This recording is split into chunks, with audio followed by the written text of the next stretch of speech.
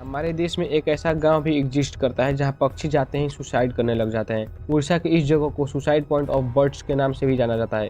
सिर्फ स्थानीय पक्षी ही नहीं, दूर विदेशों से आने वाले पक्षी भी यहाँ सुसाइड करते हैं। आखिर ये ऐसा क्यों करते हैं? क्या हो सकता है इस रहस्यमयी मौतों के पीछे का असली वजह? आइए जानते हैं। रिपोर्ट्स के मुताबिक उड़ीसा के जतिंगा वैली का मौसम ऐसा है जिसके कारण यह पूरे 9 महीने तक दूसरे हिस्सों से कटा रहता है। लोग रात को यहाँ जाने से बचते हैं। जतिंगा वैली का मौसम बरसात के कारण नमी वाला रहता है और बादलों से घिरा होता है। इतनी मौतों के पीछे का वजह यह है कि तेज हवा, बारिशों और रोशनी न होने के कारण पक्षियां पेड़ों और घरों से टकराती है और अपना दम तोड़ देती है। आप भी एक चीज तोड़ सकते हो, सब्सक्राइब बटन।